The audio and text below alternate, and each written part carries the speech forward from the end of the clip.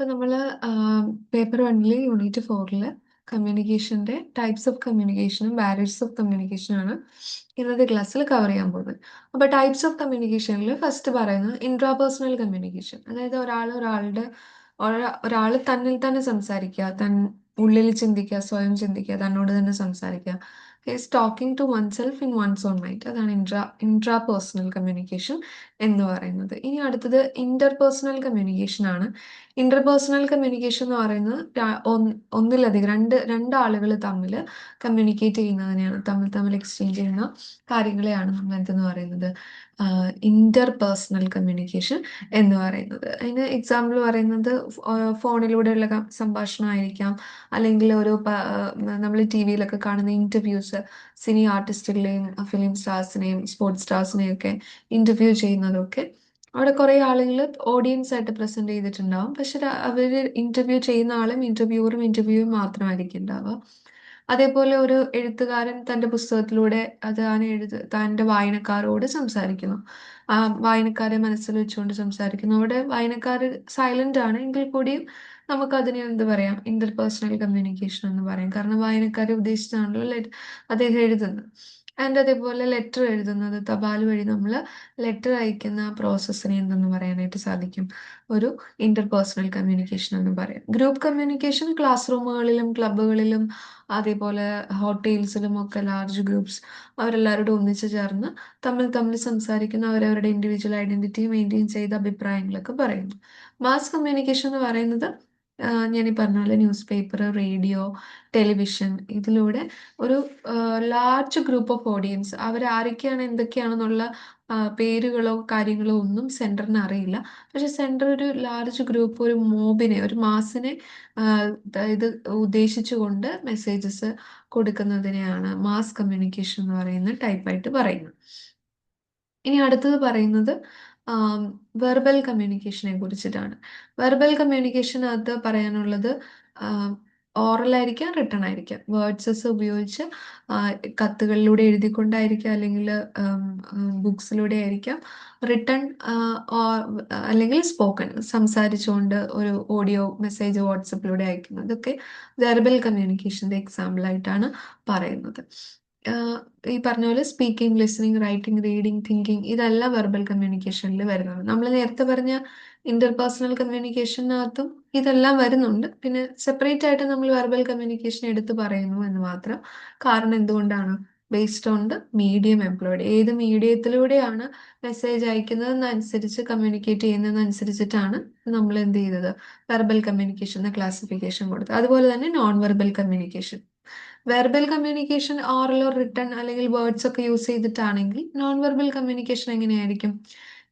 പിക്ചേഴ്സോ അല്ലെങ്കിൽ signs, gestures, facial expressions ഒക്കെ ഉപയോഗിച്ചിട്ടായിരിക്കും രണ്ടിലധികം ആളുകളോ തമ്മിൽ ഇൻഫർമേഷൻസ് ഷെയർ ചെയ്യുന്നത്. അതിനു വേണ്ടിയിട്ട് ഒരു സൈൻ ലാംഗ്വേജ് ഉപയോഗിക്കാം, ആക്ഷൻ ലാംഗ്വേജ് ഉപയോഗിക്കാം, ഒബ്ജക്റ്റ്, ഏതെങ്കിലും വസ്തുക്കളെ പരസ്പരം കൈമാറിക്കൊണ്ട് എന്ത് ചെയ്യാം, നോൺ വെർബൽ കമ്മ്യൂണിക്കേഷൻസ് ചെയ്യുന്നതായിട്ട് നമുക്ക് കാണാനായിട്ട് സാധിക്കും.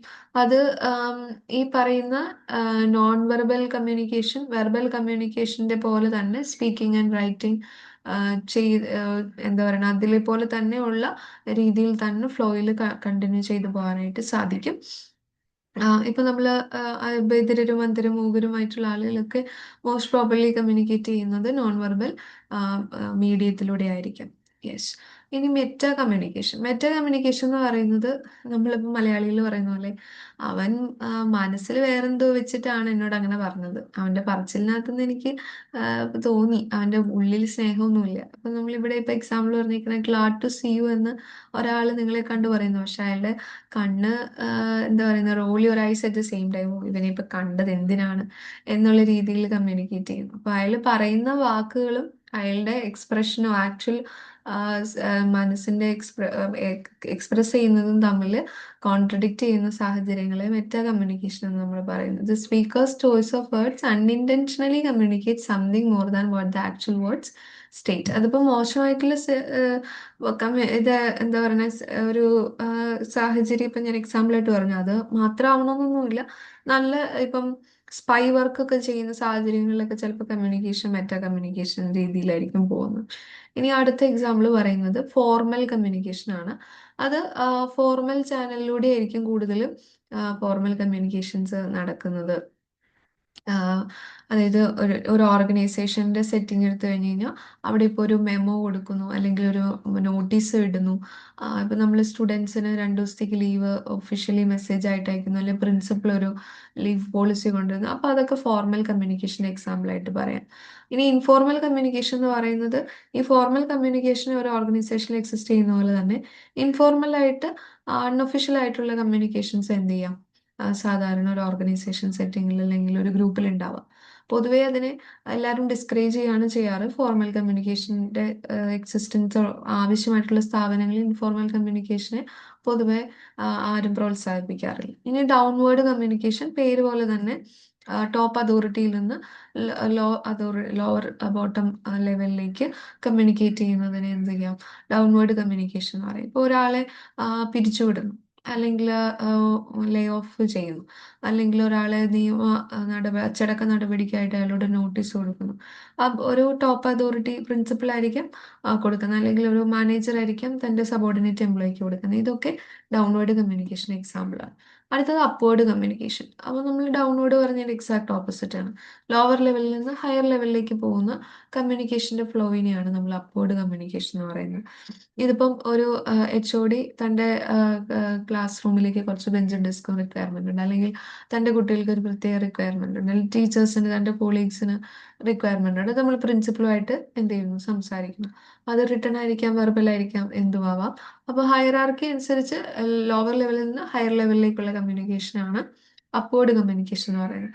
ഇപ്പോൾ ഒരു മാർക്കറ്റിംഗ് സെറ്റിംഗിലാണെങ്കിൽ തനിക്ക് സപ്ലൈ കുറച്ചുകൂടി റോ മെറ്റീരിയൽസ് സപ്ലൈ ആവശ്യമുണ്ട്. സപ്ലൈ ലെവലിലുള്ള ആള് തന്റെ ജീവനോടോ അല്ലെങ്കിൽ അതിന്റെ ചീഫ് ഫിനാൻസ് ഓഫീസറോടോ സംസാരിക്കും. ലാറ്ററൽ കമ്മ്യൂണിക്കേഷൻ എന്ന് പറയുന്നത് രണ്ട് സബോർഡിനേറ്റ്സ് തമ്മിൽ എന്ത് ചെയ്യാണ്, സംസാരിക്കുക. ഒരേ പൊസിഷനിലുള്ള ആളുകൾ തമ്മിൽ കമ്മ്യൂണിക്കേറ്റ് ചെയ്യുന്നതിനാണ് lateral communication. Those subordinates working under the same person or those who are working on the same level. അതാണ് ഹൊറിസോണ്ടൽ അല്ലെങ്കിൽ ലാറ്ററൽ കമ്മ്യൂണിക്കേഷൻ എന്ന് പറയുന്നത്. ഇപ്പോൾ ഒരു ഉദാഹരണത്തിന് പറയുകയാണെങ്കിൽ ഒരു കമ്പനിയിൽ മാർക്കറ്റിംഗ് ലെവലിൽ നിൽക്കുന്ന മാനേജറും അതേപോലെ തന്നെ സപ്ലൈ ചെയിനിൽ നിൽക്കുന്ന മാനേജറും തമ്മിൽ അല്ലെങ്കിൽ അങ്ങനെ രണ്ട് കൂട്ടർ ഒരേ പൊസിഷനിലുള്ളവർ തമ്മിൽ എന്ത് ചെയ്യുന്നു, ആവശ്യമായിട്ടുള്ള ഇൻഫർമേഷൻസ് കൈമാറ്റം നടത്തുന്നു. അത് ലാറ്ററൽ കമ്മ്യൂണിക്കേഷൻ. ഡയഗണൽ കമ്മ്യൂണിക്കേഷൻ എന്ന് പറയുന്നത് flow of information among persons at different levels who have no direct reporting relationship. ഇപ്പോൾ ഉദാഹരണത്തിന് ഒരു ഡിപ്പാർട്ട്മെന്റിലെ HOD മറ്റൊരു ഡിപ്പാർട്ട്മെന്റിലെ ഒരു ഫാക്കൽറ്റിയോടോ, അല്ലെങ്കിൽ ഒരു ഡിപ്പാർട്ട്മെന്റിലെ ഫാക്കൽറ്റി വേറൊരു ഡിപ്പാർട്ട്മെന്റിലെ HODയോടോ കാര്യങ്ങൾ കമ്മ്യൂണിക്കേറ്റ് ചെയ്യുന്നു. അപ്പം ഇവിടെ ഇപ്പോൾ ഒരു എക്സാമ്പിൾ കുറച്ചുകൂടി ഒരു മാർക്കറ്റിംഗ് ബിസിനസ് ലെവലിൽ പറഞ്ഞിരിക്കുന്നത്, ഒരു ട്രെയിനിങ് സൂപ്പർവൈസർ മാർക്കറ്റിംഗ് മാനേജറോട് തൻ്റെ മാർക്കറ്റിംഗ് ഡിപ്പാർട്ട്മെന്റിലുള്ള കുറച്ച് എംപ്ലോയീസിനെ ട്രെയിനിങ് നടത്തുന്നതിനെ കുറിച്ച് കമ്മ്യൂണിക്കേറ്റ് ചെയ്യും. വേറൊരു ഡിഫറെന്റ് ലെവൽസിൽ നിൽക്കുന്നവർ ടോപ്പ് ഓർ ലോവർ ലെവലിൽ ഡിഫറെന്റ് ഡയറക്റ്റ് റിപ്പോർട്ടിംഗ് റിലേഷൻഷിപ്പ് ഒന്നും ആയിരിക്കില്ല. അതിനെയായിരിക്കും ഡയഗണൽ കമ്മ്യൂണിക്കേഷൻ എന്ന് പറയുന്നത്. ഇനി ബാരിയേഴ്സ് ടു കമ്മ്യൂണിക്കേഷൻ ആണ്. അത് പൊതുവെ എക്സാമിന് എപ്പോഴും ചോദിക്കാറുള്ളത് ബാരിയേഴ്സ് ഓഫ് കമ്മ്യൂണിക്കേഷനിൽ നിന്നാണ്. അപ്പോൾ ഇത്രയൊക്കെയാണ് സിലബസിൽ പറഞ്ഞിരിക്കുന്നത്. Semantic barrier, language barrier. ഏകദേശം ഇത് രണ്ട് സിമിലർ ആയിട്ട് നമുക്ക് പലപ്പോഴും ഫീൽ ചെയ്യാറുണ്ട്. രണ്ടിൽ ഏകദേശം ഒരേ കണ്ടന്റ് ആണ്, എങ്കിലും ഡിഫറൻസ് പറയാം. Organisational barrier, interpersonal, individual, physical, psychological, technological. Okay, semantic barrier. Semantic barrier എന്ന് പറഞ്ഞാൽ ഏറ്റവും നല്ല എക്സാമ്പിൾ ഇന്ത്യയിൽ നമുക്ക് വിദ്യാഭ്യാസ സമ്പ്രദായം കൊണ്ടുവന്ന ഇംഗ്ലീഷൊക്കെ നമ്മളിലേക്ക് കൂടുതലും ഇംഗ്ലീഷ് വിദ്യാഭ്യാസം കൊണ്ടുതന്നത് ബ്രിട്ടീഷുകാരാണ്. അപ്പോൾ ബ്രിട്ടീഷുകാരുടെ ലാംഗ്വേജിൽ നമ്മൾ ഈ പെൻസിൽ കൊണ്ട് എഴുതിയിട്ട് ഒരു കാര്യം വായിക്കാൻ വേണ്ടിയിട്ട് നമ്മൾ ഉപയോഗിക്കുന്ന വസ്തുവിന് നമ്മൾ ഇന്ത്യയിൽ പറയുന്ന റബ്ബർ എന്നാണ്. പക്ഷെ അമേരിക്കൻ ലാംഗ്വേജിൽ റബ്ബർ എന്ന് പറഞ്ഞാൽ കോണ്ടത്തിനെയാണ് യൂസ് ചെയ്യുന്നത്. കോണ്ടം എന്ന വാക്കിന് അവരവിടെ ഉപയോഗിക്കുന്ന വാക്കാണ് റബ്ബർ എന്ന് പറയുന്നത്. അവിടെ നമ്മൾ ഈ പെൻസിൽ ഉപയോഗിച്ചൊരു സാധനം ചെയ്താൽ അത് മായ്ക്കുന്ന ആ വസ്തുവിന് അവർ പറയുന്ന പേര് ഇറേസർ എന്നാണ്. അപ്പം ഇതൊരു സിമാൻറ്റിക് ബാരിയറിന്റെ എക്സാമ്പിൾ ആയിട്ട് വരും. സിമിലർ വേർഡ്സ് ആണ്. റബ്ബർ എന്നുള്ളത് ഒരു ബ്രിട്ടനിൽ ചെന്ന ഒരാൾ റബ്ബർ എന്ന് പറഞ്ഞാൽ ഡെഫിനറ്റ്ലി അയാൾക്ക് പെൻസിൽ വായിക്കാൻ, എഴുതി വായിക്കാനുള്ള സാധനം കിട്ടും. പക്ഷെ നമ്മളൊരു അമേരിക്കയിൽ ചെന്നിട്ട് റബ്ബർ തരാമോ എന്ന് ചോദിച്ചു കഴിഞ്ഞാൽ അവർ നമുക്കൊരു കോണ്ടോ എടുത്ത് തരും. അപ്പം സെയിം വേർഡാണ്, പക്ഷെ ഡിഫറെൻറ്റ് മീനിങ്സ് ആയിരിക്കും ഡിഫറെൻ്റ് ആളുകൾക്ക്. അപ്പോൾ ഇതിനെയാണ് സിമാൻറ്റിക് ബാരിയർ എന്ന് പറയുന്നത്. അപ്പം ആളുകൾ ഒരേ വാക്കായിരിക്കും നമ്മൾ പറയുന്നത്, പക്ഷെ ഡിഫറെൻ്റ് ആയിട്ടുള്ള ആളുകൾ അതിന് ഡിഫറെൻറ്റ് മീനിങ് കൊടുക്കുകയും ഡിഫറെൻറ്റ് രീതിയിൽ അത് അസ്യൂം ചെയ്യുകയും ചെയ്യുമ്പോൾ പലതരത്തിലുള്ള പ്രശ്നങ്ങൾ എന്ത് ചെയ്യാം, സിമാൻറ്റിക് ബാരിയർ എന്ന് പറയുന്ന ആ ഒരു കാര്യത്തിൽ നമുക്ക് സംഭവിക്കാം. ഇപ്പം ഞാൻ പറഞ്ഞ പോലെ similar words with different meaning, wrong assumption, technical language, different cultures, ഓരോ കൾച്ചറിന് അനുസരിച്ച് വാക്കുകൾക്കകത്ത് മാറ്റം വരാം. ഏകദേശം അത് തന്നെയാണ് ലാംഗ്വേജ് ബാരിയറിലും പറയുന്നത്. ഇപ്പോൾ കേരളത്തിന് തെക്കോട്ട് വടക്ക് വരെ നമ്മൾ നടന്ന പലതരത്തിലുള്ള ഭാഷകളുടെ തീവ്രതകൾ മാറി വരും. ഇപ്പം ചില ഭാഷകൾ നമ്മൾ വളരെ ആം, എന്താ പറയുന്നത്, അപക്വപരമായിട്ട് മോശം വാക്കുകളെന്ന് വിചാരിക്കുന്നത് ചില നാട്ടിൽ പുറത്ത് ചെന്ന് കഴിഞ്ഞാൽ അത് മോശം വാക്കുകളല്ല, അവിടുത്തെ കോമൺ ആയിട്ടുള്ള നേറ്റീവ് ലാംഗ്വേജ് ആയിരിക്കും. അപ്പം അതൊക്കെയാണ് ലാംഗ്വേജ് ബാരിയർ. അപ്പോൾ വളരെ ശ്രദ്ധിച്ചാണ് നമ്മുടെ കമ്മ്യൂണിക്കേഷനിൽ നമ്മൾ ഓരോ വാക്കുകൾ ഉപയോഗിക്കേണ്ടത്.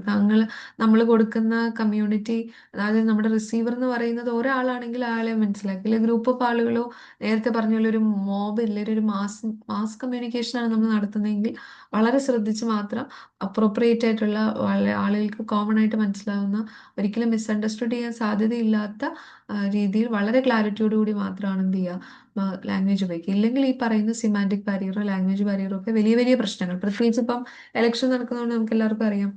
അപ്പോൾ ഉപയോഗിക്കുന്ന വാക്കുകൾക്ക് വളരെ ശ്രദ്ധിച്ച് ഉപയോഗിച്ചില്ല എങ്കിൽ പലതരത്തിലുള്ള പ്രശ്നങ്ങളും ഉണ്ടാകുന്നു. ഇനി അടുത്തതെന്ന് പറയുന്നത് മാനേജറിയൽ ലെവലിൽ നമുക്കുണ്ടാകാൻ സാധ്യതയുള്ള ബാരിയറാണ് ഓർഗനൈസേഷണൽ ബാരിയർ എന്ന് പറയുന്നത്. ഇപ്പോൾ ഒരു ഓർഗനൈസേഷനിൽ തങ്ങളുടെ എംപ്ലോയീസുമായിട്ട് കറക്റ്റ് ആയിട്ടുള്ളൊരു ബോണ്ട് ക്രിയേറ്റ് ചെയ്യാത്തൊരു മാനേജ്മെന്റ് ആണ്, അല്ലെങ്കിൽ ഒരു എംപ്ലോയീസുമായിട്ടുള്ളൊരു ഗ്യാപ്പ് ഭയങ്കരമായിട്ട് ഉണ്ട് എന്നുണ്ടെങ്കിൽ മാനേജ്മെന്റ് കൊണ്ടുവരുന്ന പോളിസികളോ അല്ലെങ്കിൽ അവർ കൊണ്ടുവരുന്ന ഇൻഫർമേഷൻസോ ഒക്കെ തെറ്റിദ്ധരിക്കപ്പെടാം, അല്ലെങ്കിൽ അത് ആവശ്യമില്ലാത്ത ഭയവും ആവശ്യമില്ലാത്ത തരത്തിലുള്ള ഡിസ്കോപ്പറേഷനും ഒക്കെ സുപ്പീരിയേഴ്സിന്റെ സബോർഡിനേറ്റ്സിന്റെ ഇടയിൽ ഉണ്ടാക്കാനുള്ള സാധ്യതകളുണ്ട്. അപ്പോൾ ഒരു ഓർഗനൈസേഷന്റെ കൾച്ചർ, ഓർഗനൈസേഷന്റെ സബോർഡിനേറ്റ്സും സുപ്പീരിയേഴ്സും തമ്മിലുള്ള ബന്ധം, അതൊക്കെ വളരെ ഭംഗിയായിട്ട് പോകുന്നതിന് എന്താണ് പ്രോപ്പർ ആയിട്ടുള്ള ലെവലിൽ ഒരു ഓർഗനൈസേഷണൽ കമ്മ്യൂണിക്കേഷൻ നടക്കണം. അവിടെ എന്തെങ്കിലും ഓർഗനൈസേഷണൽ ലെവലിലുള്ള തടസ്സങ്ങൾ ഉണ്ടായാൽ അത് കമ്മ്യൂണിക്കേഷനെ ബാരിയറായിട്ട് പറയാൻ സാധിക്കും. ഇന്റർപേഴ്സണൽ ബാരിയർ എന്ന് പറയുന്നത് രണ്ട് ആളുകൾ തമ്മിൽ കമ്മ്യൂണിക്കേറ്റ് ചെയ്യുന്ന സമയത്ത് ഉണ്ടാവാൻ സാധ്യതയുള്ള, അത് രണ്ടാളുകളോ രണ്ട് ഗ്രൂപ്പ് ഓഫ് ആളുകളോ രണ്ട് ലെയർ ഓഫ് സൊസൈറ്റിയിലെ പല സാമൂഹിക തലത്തിൽ നിൽക്കുന്ന ആളുകൾ തമ്മിലുള്ള കമ്മ്യൂണിക്കേഷനിൽ സംഭവിക്കാൻ സാധ്യതയുള്ള പ്രശ്നങ്ങളാണ്. അത് ആ രണ്ട് ലെയറിലുള്ള സെൻറ്ററും റിസീവറും തമ്മിലുള്ള എഡ്യൂക്കേഷൻ്റെയോ അവർ നിൽക്കുന്ന സാമ്പത്തിക, സാമൂഹിക, സാംസ്കാരിക പശ്ചാത്തലത്തിൽ വരുന്ന തടസ്സങ്ങൾ കൊണ്ടോ ഒക്കെ എന്ത് ചെയ്യാം, ഇന്റർപേഴ്സണൽ ബാരിയർ സംഭവിക്കുക. ആ ഒരു ഡിഫറൻസ് കാരണം ഇപ്പം ഒരു ട്രൈബൽ കമ്മ്യൂണിറ്റിയും സമൂഹത്തിലെ സോ കോൾഡ് നമ്മൾ ഈ പറയുന്ന ഡെവലപ്ഡ് ആയിട്ടുള്ള ഒരു എറണാകുളത്ത് സിറ്റിയിൽ ചെന്നിട്ട് ഉള്ള ആളുകൾ തമ്മിൽ രണ്ട് ലെയറാണ്. ഭയങ്കരമായ ഡിഫറൻസ് എല്ലാ തരത്തിലും റിസോഴ്സ് ആക്സസിലൊക്കെ ഉണ്ട്. അപ്പം ഇവർ തമ്മിൽ രണ്ട് കമ്മ്യൂണിക്കേഷൻ സെൻട്രൽ റിസീവർ ആയിട്ട് വന്നാൽ ഒബ്വിയസ്ലി ഇന്റർപേഴ്സണൽ ബാരിയർ ഉണ്ടാവാനുള്ള സാധ്യതകളുണ്ട്. അപ്പം രണ്ട് പാർട്ടിസിപ്പൻസിൻ്റെയും റിലേഷൻഷിപ്പ്, രണ്ട് പാർട്ടിസിപ്പൻസിനും പരസ്പരമുള്ള ആറ്റിറ്റ്യൂഡ്, വാല്യൂസ് അവർ മനസ്സിലാക്കുന്ന ഒക്കെ ഈ കമ്മ്യൂണിക്കേഷനകത്ത് വളരെ പ്രാധാന്യമാണ്. അത് മനസ്സിലാക്കിയില്ല എങ്കിൽ ഇന്റർപേഴ്സണൽ ബാരിയർ ഉണ്ടാവും. ഇൻഡിവിജ്വൽ ബാരിയർ എന്ന് പറയുന്നത് വ്യക്തികളെ സംബന്ധിച്ചാണ്. അതായത് സെൻഡറും റിസീവറും അവർക്ക് രണ്ടുപേർക്കുമുള്ള സൈക്കോ സോഷ്യോളജിക്കൽ ബാരിയേഴ്സിനെയാണ് നമ്മൾ പറയുന്നത് ഇന്റർപേഴ്സണൽ. അതായത് നമ്മൾ സെൻഡർ കൊടുക്കുന്ന മെസ്സേജ് റിസീവറുടെ ചിന്താഗതികൾ കൊണ്ടോ അവരുടെ ഉള്ളിൽ ജഡ്ജ്മെന്റൽ ആയിട്ടുള്ള ആറ്റിറ്റ്യൂഡ് ഉണ്ടോ, അല്ലെങ്കിൽ അവർ പ്രോപ്പറായിട്ട് അറ്റൻഷൻ കൊടുക്കുന്നില്ല, അല്ലെങ്കിൽ അവരുടെ കോമ്പിറ്റൻസി എന്ന് പറയുന്നത് സെൻഡർ കൊടുക്കുന്ന മെസ്സേജ് അതേപോലെ കോംപ്രിഹെൻഡ് ചെയ്തെടുക്കാൻ മാത്രമുള്ള ഒരു കപ്പാസിറ്റി അവരുടെ തിങ്കിങ്ങിന് ഇല്ല എങ്കിൽ, അല്ലെങ്കിൽ അവരുടെ പേഴ്സണാലിറ്റി, അവരുടെ എന്താണ് attitude towards the topic that the centre is providing, അതിൽ ഡിഫറെൻ്റ് ആണെങ്കിൽ എന്ത് സംഭവിക്കാം, ബാരിയർ കമ്മ്യൂണിക്കേഷനിൽ ഉണ്ടാവാനായിട്ടുള്ള സാധ്യതകളുണ്ട്.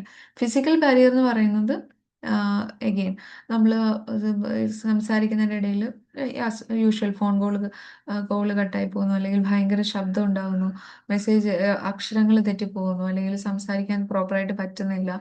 അങ്ങനെയൊക്കെയുള്ള ഫിസിക്കലി സാഹചര്യങ്ങൾക്ക് നാച്ചുറൽ എൻവയോൺമെന്റൽ കണ്ടീഷനിൽ വരുന്ന തടസ്സങ്ങളെ ജോഗ്രഫിക്കൽ ഒരുപാട് ദൂരെ, ഇതിപ്പോൾ ജോഗ്രഫിക്കൽ ഡിസ്റ്റൻസ് ഒന്നും ഇന്ന് നമുക്ക് വലിയ പ്രശ്നമില്ല, ഫോണും മറ്റു രീതിയിലുള്ള നെറ്റ്വർക്കും ഇന്റർനെറ്റും ഒക്കെ ഉള്ളതുകൊണ്ട്. പണ്ടത്തെ കാലത്താണെങ്കിൽ ദൂരം ഒരു വലിയ ഫിസിക്കൽ ബാരിയർ ആയിട്ട് പറയാൻ പറ്റുമായിരുന്നു.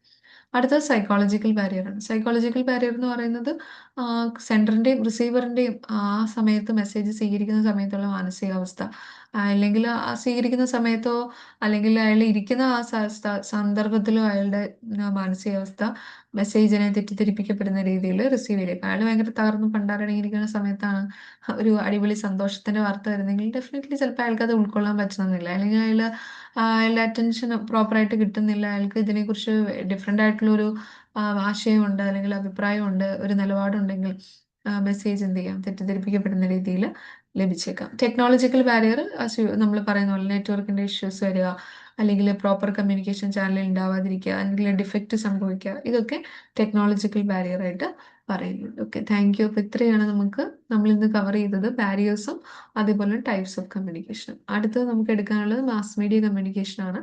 നെക്സ്റ്റ് ക്ലാസ്സിൽ എടുക്കാം. Thank you.